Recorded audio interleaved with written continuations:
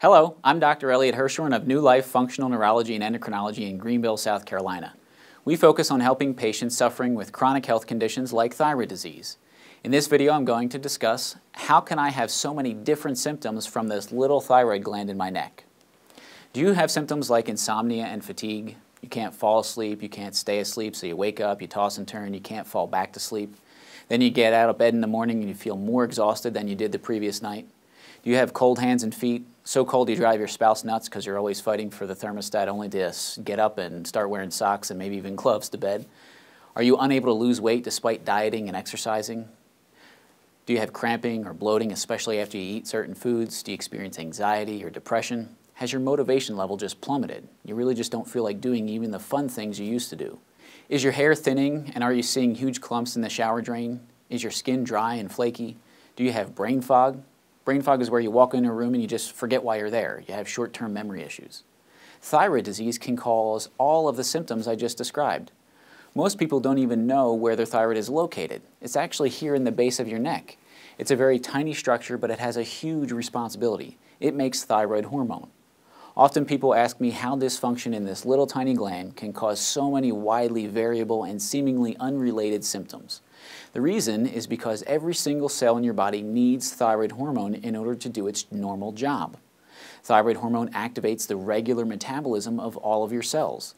So in the case of a hair cell, thyroid hormone binds to the hair cell, driving the metabolism, which means it's creating energy and building proteins.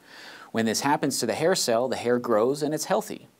If there's not enough thyroid hormone to drive this metabolic function, then the hair falls out. If it's a brain cell we're talking about, and there's not enough thyroid hormone, the metabolic function drops, energy production drops, the brain cells cannot fire between each other and communicate well. You get focus and attention issues, brain fog, and memory loss. If it's a cell in your gut, maybe you don't produce enough stomach acid, so you don't break down proteins properly, leading to things like acid reflux, indigestion, bloating, and constipation. So you can see thyroid hormone is important for every single cell in your body, and if you don't have enough, it can cause a diverse number of symptoms.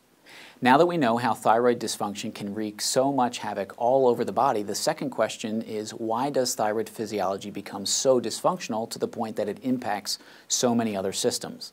There are over 20 different patterns of thyroid disorder. Brain dysfunction patterns impacting thyroid production include deficiencies of neurotransmitters like serotonin and dopamine, and elevations of the hormones cortisol and prolactin. Deficiencies of certain hormones and nutrients that include progesterone, iodine, tyrosine, selenium, zinc, copper, magnesium, vitamins A, B, C, and D. This can also negatively influence thyroid hormone. Proper function of your liver and gut have a profound impact on thyroid hormone metabolism, so if you have any issues with those organ systems, hypothyroidism can also result. As with all chronic disease, sustained systemic inflammation can diminish many of the critical steps of thyroid hormone production. But, and this is huge, the most common cause of hypothyroidism in the United States is an autoimmune disease called Hashimoto's hypothyroidism. This is where your immune system mistakes your thyroid tissue for the bad guys and it starts destroying it. If your thyroid is under attack, there is no way that it can sufficiently produce enough thyroid hormone to maintain proper metabolism of all of the cells in your body. So you end up with all of the symptoms I mentioned previously. In the traditional medical model, there is really only one gold standard test used to assess for thyroid function, and that is called a TSH, or a thyroid stimulating hormone test. This marker is actually produced by your pituitary gland in your brain, so it's not actually a direct measure of thyroid hormone production. The TSH by itself does very little to address any of the major patterns we just discussed. This is why many people still have thyroid symptoms even though their labs come back normal. The TSH doesn't identify the actual cause of the dysfunction, and nothing is ever done to address the cause.